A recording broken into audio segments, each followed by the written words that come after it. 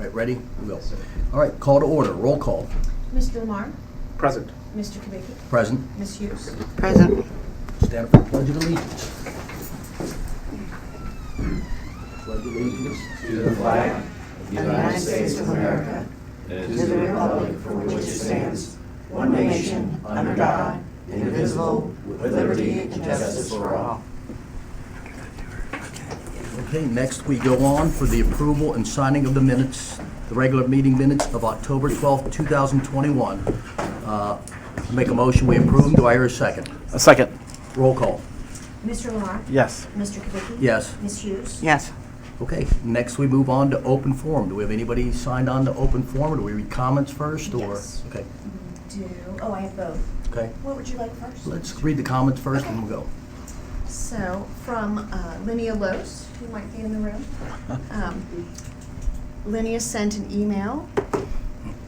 She says, David, please pass on my appreciation to all township officials, especially you, Brian, Mike, and Melissa, and also the Little Miami Joint Fire and Rescue District Board for resolving Ridgewood's EMS fire coverage dilemma with a permanent solution, not merely a patch.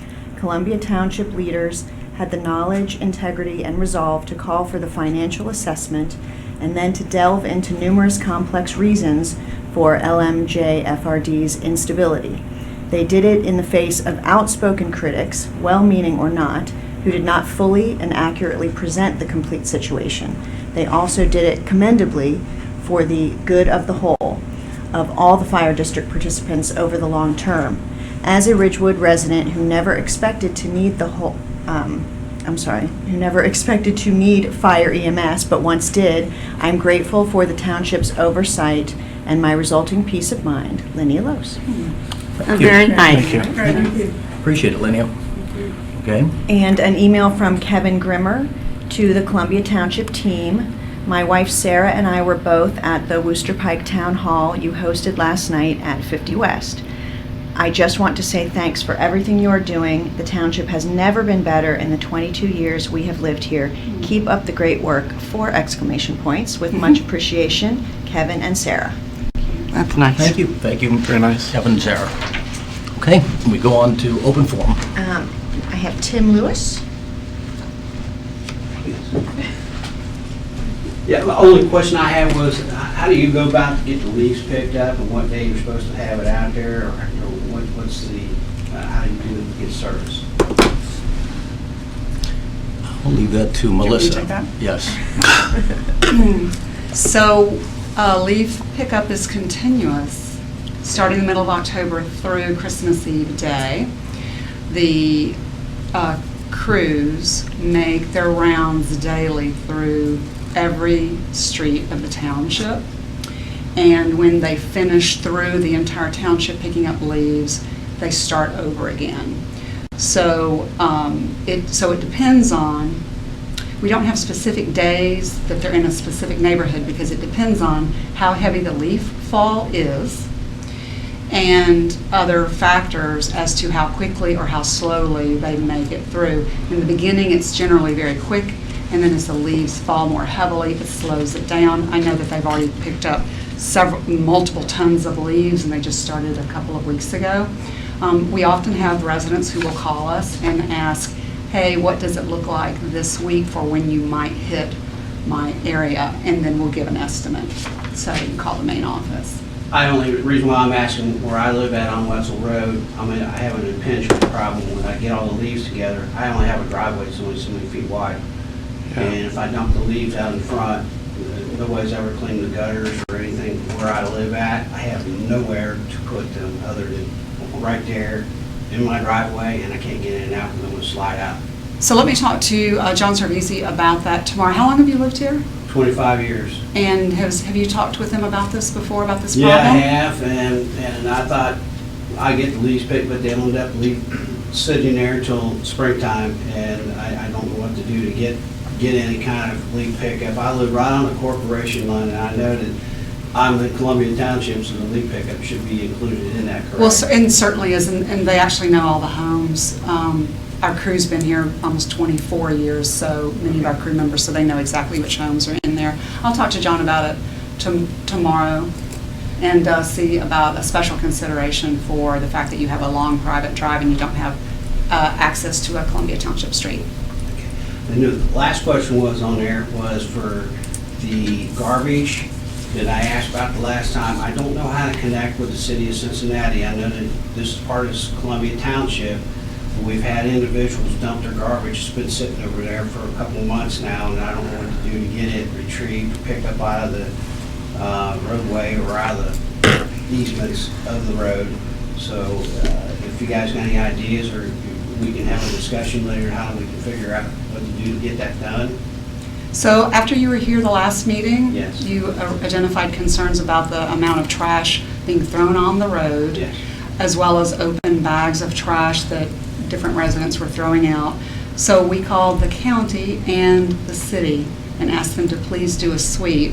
I am aware that the county did a sweep because I Yes, it did. personally checked it, but I don't know about the city. The So city hasn't touched it. I know I've been in contact with several individuals. Gage Bradford, Yeah. that was his office that I called. we're not able to force their hand on that. We ask them cooperatively. We do work with them cooperatively as much as we can. Sometimes they need things from us, but there are many places where we've asked them to do things, not just litter pickup, but weed clearing and other things like that. Sure. And they have their own schedule and their own priorities. And so we did follow up on that Okay. for you. All And it right. sounds like you're not getting a response from them either. Zero. Yeah. It's a pretty good eyesore sitting out there. So- I don't think it's gonna rot away in the next 10 years, but. I know, it's very frustrating. It is. All right, thank you very much. Thank you. Thank you, Tim. Okay, That's all I have. okay. Next, we'll move on to the fiscal officer report. Ms. Heekin. I will say one more thing, excuse me. Yes. Isn't there like a partial mattress or something? Something folded over that looks like a partial mattress? Actually- One option is that I'll call the public health department. I was on the phone with them today about another matter, and if it's anything that potentially could harbor rodents or anything like that, then they will issue for whoever's property it is on. And if it's in the city of Cincinnati right of way, the health department will issue that to them. But I think the problem in the city is that the city has its own health department and the county has its health department. So we'll contact the city health department, ask them to look into it. The easement is actually part of the Hamilton County Park District. And I don't know what So it would be else. the Hamilton County Park. It would be the Yes. Hamilton County Health District then? Yes. Okay, we'll do that. We'll try that extra step. Okay, on with the fiscal officer's report. For October, this marks the beginning of the fourth quarter of the budget year. The general fund ending balance is $3,377,909, which is an increase of 6% from September. Restricted fund ending balance is $5,865,646, which is a decrease of 6% from September. Combined, these funds total $9,243,555, which is a decrease of 2% from September. Revenues for October were $289,047. Expenses were $469,696. Year-to-date revenues, $6,060,301. Expenses, $4,168,942. Our next semi-annual settlement of property tax revenues from the Hamilton County Auditor will occur in April of 2022. Voter-approved levy revenues do not fully cover the cost of the township's public services. Our JEDZ business revenues supplement the cost of services that exceed our property tax revenues. And thanks again to Columbia Township's success in attracting and supporting businesses, we are able to continue to provide residents with exceptional services at a lower cost. Thank you. Any questions? No questions. Any questions about the road superintendent's report? Okay, and then we will move on to Ms. Taylor with the administrator's report. I have an abbreviated version of Administrator's Report this evening. First item up is that Lieutenant Pete Enderly, who is with us, has been reassigned over my loud protests. to a special assignment. I'll let you mention that. And then Lieutenant Paul Neighbor, who is here with us, has been assigned as the District 4 liaison for Columbia Township. And what we will offer to Lieutenant Neighbor is that in a couple of months, we'll let you get your sea legs underneath you. In a couple of months, we'll do a podcast. We do a monthly podcast with to bring people who are in acts of service to Columbia Township residents, kind of a get to know you up close and real and personal, so we can kind of delve into your background and crime and investigation and other. You have some really interesting stories, and we can do that then. But do you two want to just say something briefly at this point in the report, my report? Yeah, that's fine. So, as you all know, I'm retired at the end of the year, so I just like to say that I've really enjoyed working with the township officials, Mike Lynn, over the years. It's been wonderful. We are leaving you in the capable hands of Lieutenant Paul Neighbor. He's been with the agency for quite a few years.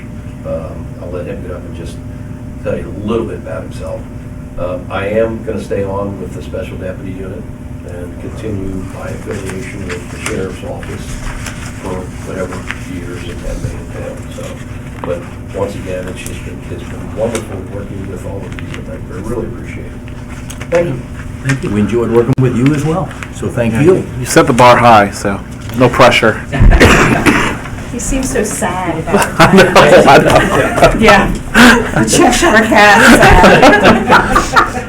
So as Lieutenant Early said, my name is Paul Neighbor. I'm a lifelong resident of Cincinnati, Ohio, and been with the Sheriff's Office for 26 years.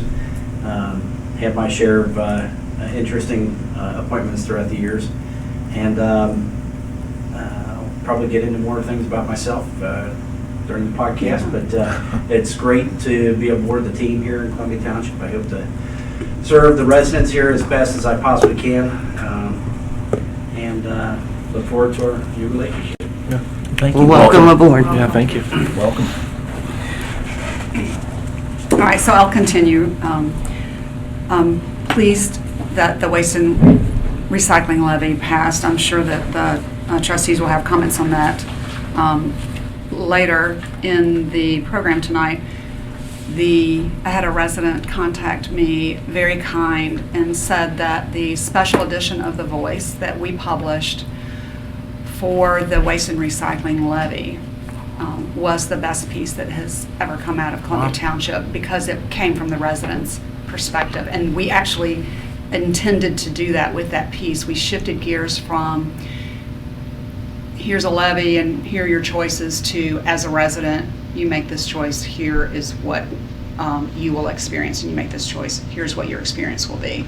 And so put it through the eyes of the resident. And so it was noticed and appreciated, so I just wanted to share that. And that was an all hands on deck effort as well. We put out quite a few publications this year because we've had a really great year, so many wonderful things happening, but we appreciate all the effort that residents put into showing up for the levy that passed with nearly a 90% support. We had Trick or Treat Halloween evening at the Madison Place Firehouse. We originally had planned that event because it was the last day for voting for our Neighborhood Economic Development Program, NED. And we were going to have laptops there, and did, for anyone who was out trick-or-treating and had not yet voted. And then it morphed into, let's do trick-or-treating. So we had a really nice attendance at that as well. And appreciate our co-sponsor, 50 West, for the adult treats. And we gave out lots of candy for the kids' treats. I mentioned NED, Neighborhood Economic Development, our $500,000 grant program for neighborhood enhancement, a 2-year program that we started this year and will continue next year.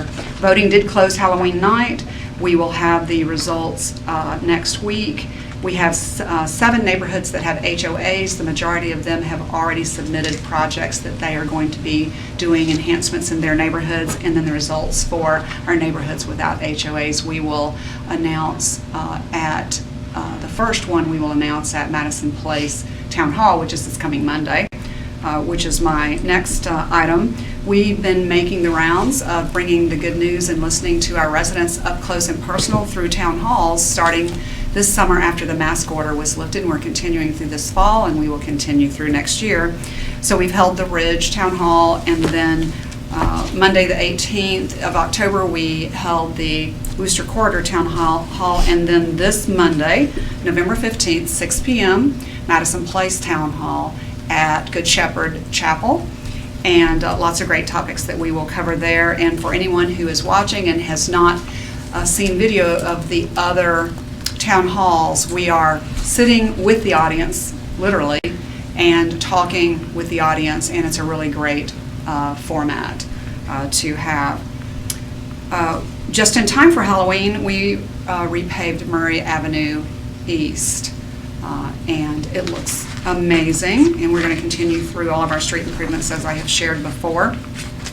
And briefly, just to wrap up, there was a situation with a small number of residents who received notices from Duke that their electric service provider contract was ending and that they needed to find their own contract provider. And actually Linnea from Ridgewood, who is here this evening, during the town hall at Ridgewood, told us about the letter and gave us a copy of the letter. And so the next day I came in and we contacted our energy aggregate liaison, Jordan Harmon, and explained the situation to him. And then he started looking into what happened, and then we started receiving more emails and phone calls from residents. There were about 6 or 7, so it wasn't widespread, but it was concerning. And the point was that they thought that they were on our electric aggregation program, and they were not. So it turns out, short story, is that there, when you're dealing with tens of thousands of residents, there were some inadvertent drops. And our electric aggregation liaison took the extra step of calculating the cost savings that the residents who had been inadvertently bumped off our cost savings system and sent checks to all those residents. Wow. Some of the checks were in the hundreds of dollars, which shows you the savings that you get by being on the township's program. So that was our program lead, going the extra mile. We appreciate so much, again, when we're out in the communities that we have residents that tip us off to something, we can get out ahead of it and start fixing it before we even hear about it from others. So appreciate that. Did you get a check, Linnea? I did. A nice fat one. So, and Duke Energy also is putting out a lot of materials that it's expected that energy costs will be high this winter. Even though our costs through our energy aggregation program are fixed, it's a reminder that Duke Energy is responsible for the transmission. We're responsible through our program for the supplier. So our supplier cost is fixed, but the more you use, the more you're charged. And so bills may go up, but it will not be because of the supplier's fixed rate. It'll be your consumption, use, as well as the travel through the Duke lines. And then I also just have a placeholder, and I know that Brian, you'll do that in your report, so I won't go into it, that we have reached a milestone with the Little Miami Joint Fire and Rescue District reorganization. It's been a very good week. So, and that is all that I have. Okay, any questions? Thank you, ma'am. Okay. Thank you. That we move on to the police report with Lieutenant Neighbor and Underly. I don't know who's going to field this one, if any. I think I can handle that. Just a few things. The first thing, I don't know if you've been hearing in the news recently about this auto theft ring. The auto theft ring is something that's been going on in the news. It's been going around the neighborhoods surrounding Hamilton County. It's been outside of Hamilton County. It's been outside of the state, actually, with these individuals that are doing that. Most of these thefts, it's been reported that 100% of these thefts, car keys were left inside the car, and if they didn't leave keys in their car, they're going in, rummaging through their car and getting valuables, especially guns, out of their cars. But it can all be solved basically by locking your cars, lock all your valuables up inside the car, do not leave anything inside your car. The second thing that I wanted to bring up was the DEA had the drug take back program, and we were very fortunate to have collected 3 boxes totaling 34 pounds of prescription medications that were turned in to us. So that was very successful. As Ms. Taylor mentioned, the Halloween event was great. I attended it. I got to meet a few people down here from some of our trustees, so it was very nice to be a part of that. And lastly, the monthly report is a little, we're still trying to shore up a few things, so I'm going to be getting the monthly report out to you guys as soon as I can get it out to you. You're gathering the statistics, etc. So, Okay. Thank you again and welcome aboard again. thank you. Any other questions? No, okay. Okay, then we move on to the Little Miami and the Deer Park Silverton Fire District report with Mr. Lamar. I have notes this time. I normally don't have notes. I want to be careful with my words because there's lots of rumors and things like that. So quite a few, as Melissa alluded to, there's quite a few updates in the Little Miami Joint Fire Rescue District.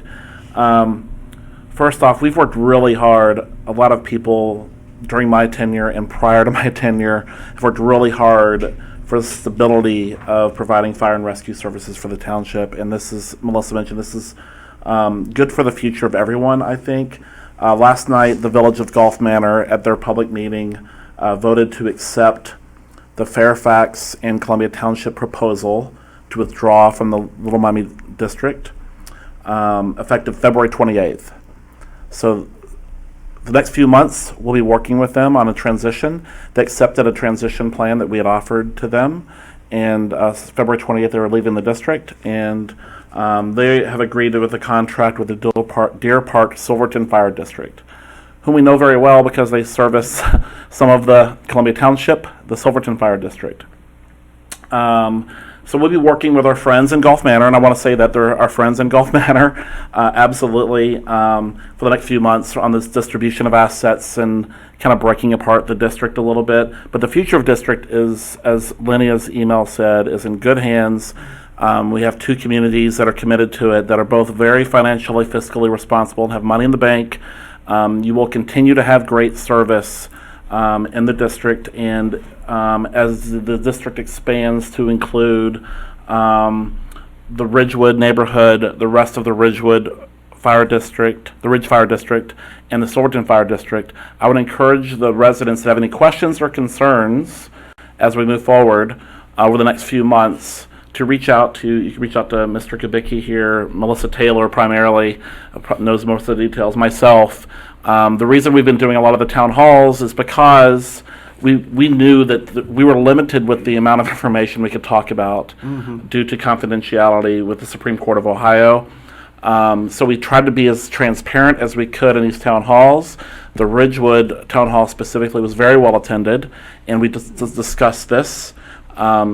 So there might be outstanding questions. I would expect next month's meeting, we will also vote on the future of fire and rescue services for those remaining parts that were previously serviced by the Gulf Manor station. What am I missing? I think that's all. I mean, I appreciate the hard work from a lot of people. Our partners in Fairfax have been amazing. Mike Lemon, who's a resident here, has worked really hard on this. Melissa Taylor, David Kubicki, a lot of other people have worked hard on this.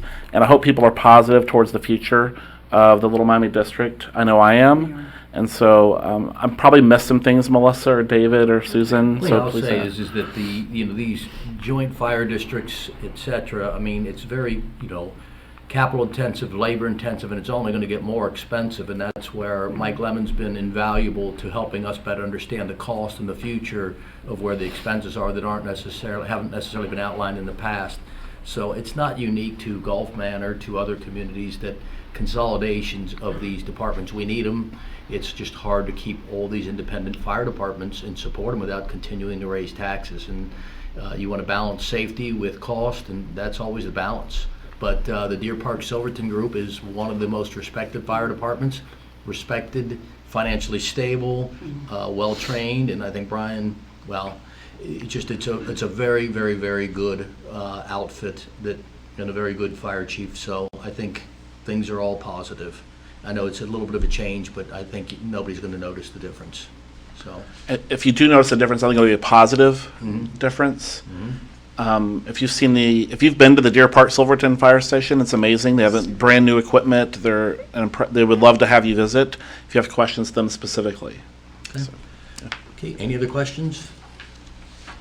Okay, we move on to trustees' reports. Do you have anything to report? We'll start with Susan. No, I don't.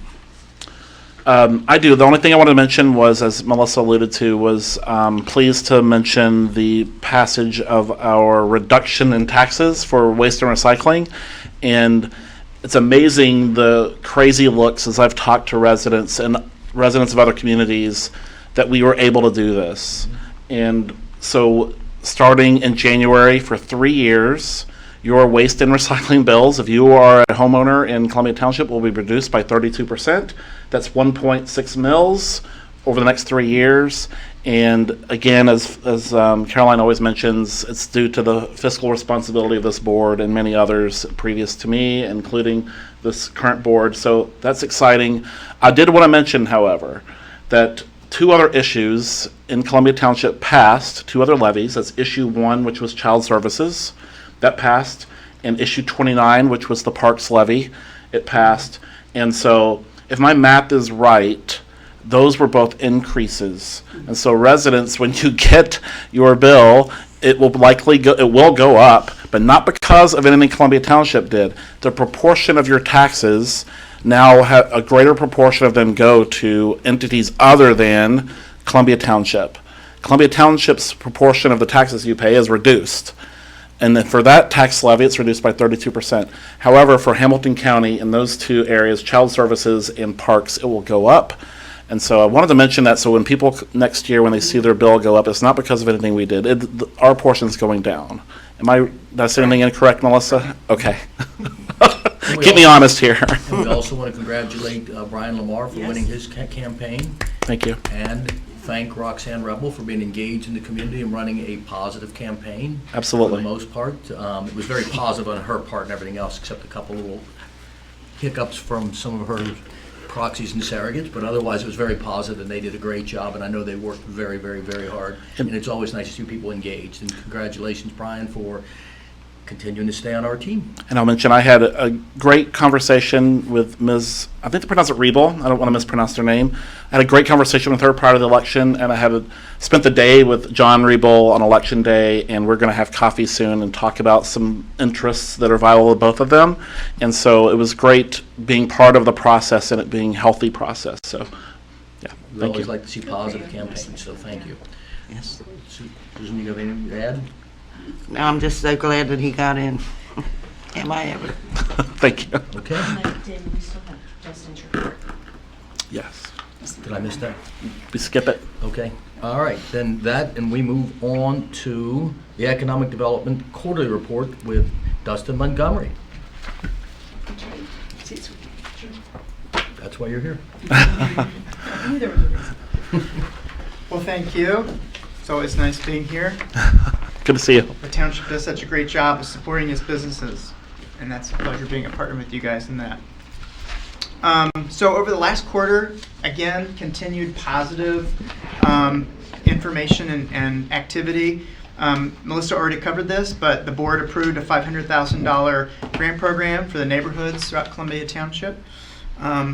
Also want to highlight that Lowe's is planning a potential expansion on site for a new tool rental center, which will be one of its first. So that's nice for the township, I think. Fleet Feet Cincinnati opened its 4th location in the region at 50 West Brewery, and they had a really nice kind of party to kind of celebrate that in partnership with 50 West. So that was really good. A proposed new Bigsby Coffee is also being proposed on Wooster Pike in what was the old A1 cleaner space next to Walgreens. And just another highlight of the good work with our businesses in the township.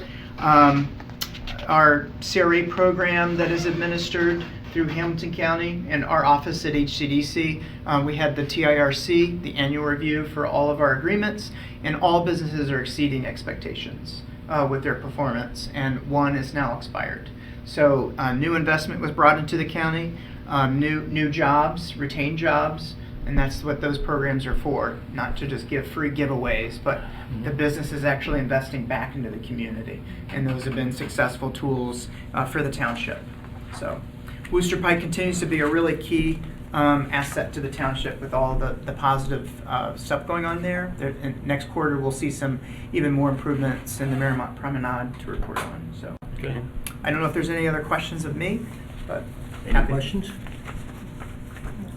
Okay. Okay, thank you, Dustin. Thank you. Appreciate it. Okay, and that, we move on. Any questions about any of the communications? No. All right, then we move on to the resolutions, and we'll hand that back off to Ms. Taylor.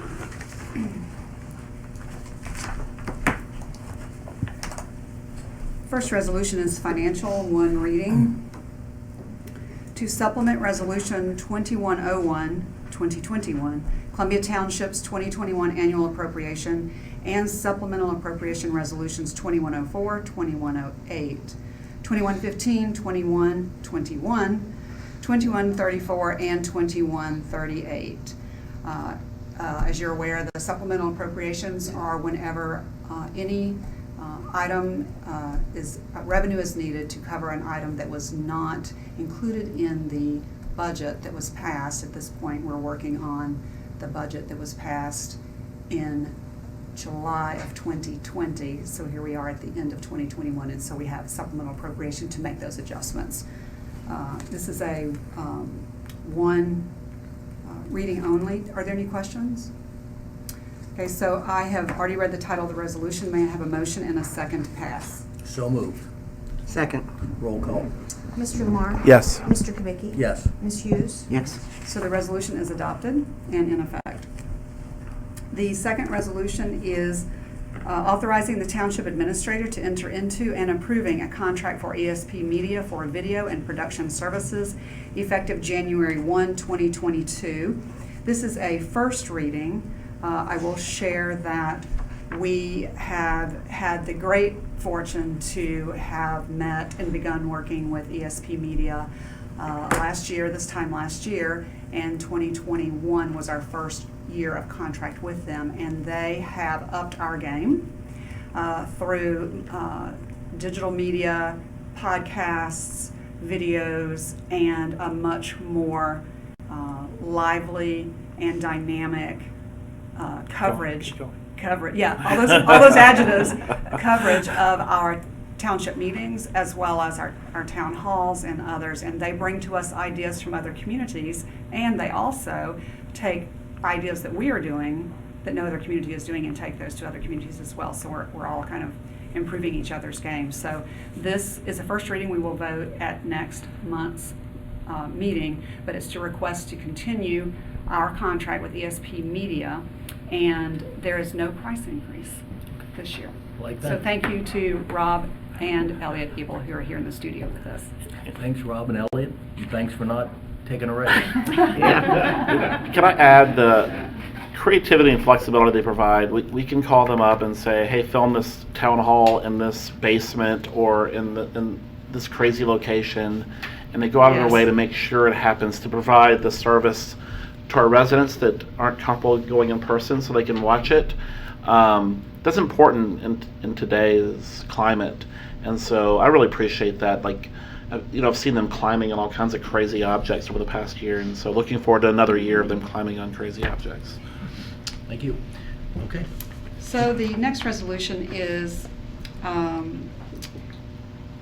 authorizing financial assistance to the Community Improvement Corporation of Greater Cincinnati under Ohio Revised Code 505.701 to defray expenses related to Columbia Township economic and community development projects and dispensing with the second reading. So this will be a one reading and then a vote this evening.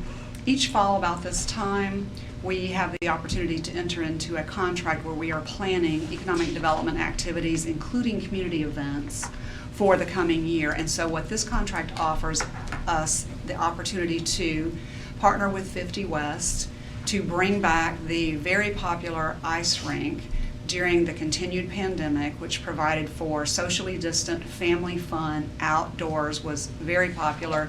More than 500 Columbia families took advantage of free admission last year, and we are proposing to repeat that.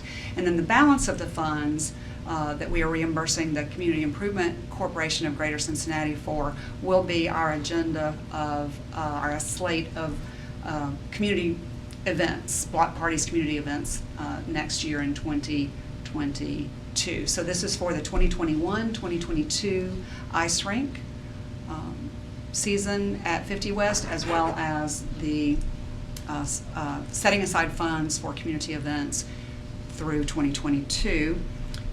Do I have any questions? Any questions? No questions. Anyone? Okay, great. So this will be a first reading and dispensing with the second reading. I have read the title of the resolution.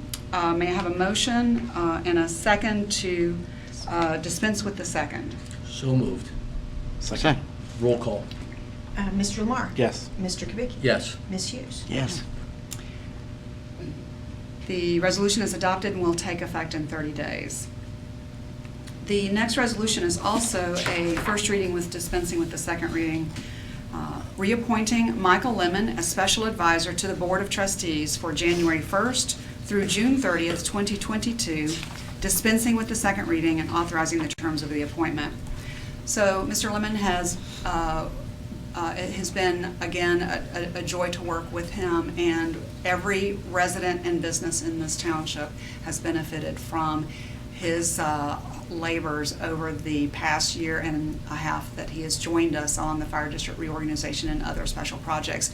With the fire district reorganization target date moving from December 31st to what was just voted last evening to effective the end of February, we have about 6 months of transition still ahead of us. So we're proposing to continue Mr. Lemon's services to make sure that all of the great work that we've done in the past year and a half continues through the end. We put a final point on it, and we are done. And the only thing that has changed in the appointment is the end date. All other terms remain the same. Does anyone want to make any comment or questions? Nope, I make a motion, we approve. Do I hear a second? Second. Roll call. Mr. Lamar? Yes. Mr. Kubicki? Yes. Ms. Hughes? Yes. Can I get a motion to dispense with the second reading? So moved. Second. Mr. Lamar? Yes. Mr. Kubicki? Yes. Ms. Hughes? Yes.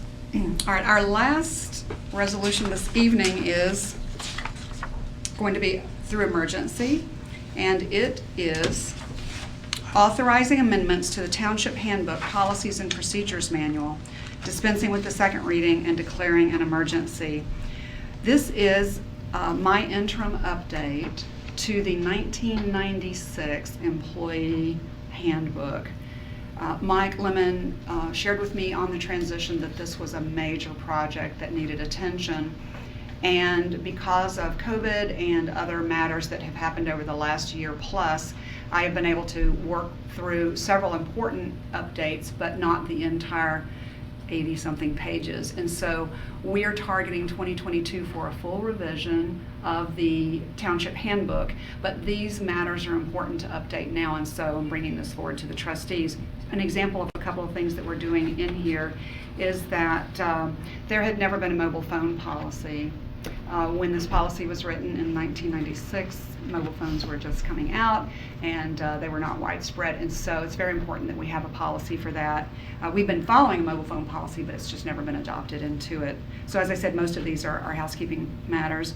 The auditor asked us to make sure, because this is a handbook for employees, that policies such as the public records retention and public records requests are included in an employee handbook. So we've done that as well here.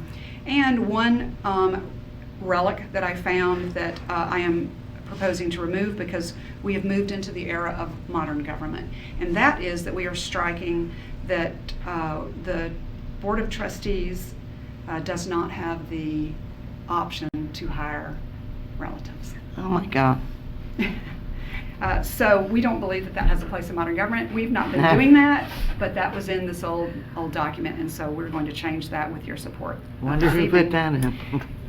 And the final item is that there are just some misspelled words and other things like that that we're just cleaning up. But Do you have any questions that I can go through with this? Nope. Nope. Okay. All right, so this is an emergency passage, so we have a couple of hoops to jump through. So I've read the title of the resolution. First reading, may I have a motion and a second to dispense with the second reading? So moved. Second. Roll call. Mr. Lamar? Yes. Mr. Kubicki? Yes. Ms. Hughes? Yes. We've dispensed with the second reading. May I have a motion and a second to pass the resolution? So moved. Second. Roll call. Mr. Lamar? Yes. Mr. Kubicki? Yes. Ms. Hughes? Yes. The resolution is adopted. May I have a motion and a second to invoke the emergency clause? So moved. Second. Mr. Lamar? Yes. Mr. Kubicki? Yes. Ms. Hughes? Yes. The resolution is now in effect, and that is the last resolution. Okay. This is a public document, correct? It is. Okay. I'm assuming we'll get asked that. Yep. Okay, I guess to consider the appointment, employment, dismissal, discipline, promotion, demotion, or compensation of a public employee or official, we make a motion to go, I'm gonna make a motion that we go into executive session. Do I hear a second? I'll second. Roll call. Mr. Lamar? Yes. Mr. Kubicki? Yes. Ms. Hughes? Yes. And just for our guests out in the audience, after that, it's typical boilerplate adjournment, et cetera, so there's really not enough to talk about. So everybody can go ahead and head on out if they want to. There's nothing remarkable to talk about. Thank you all for coming. Yes. Thank you. Thank you. Take care. Nice to meet you.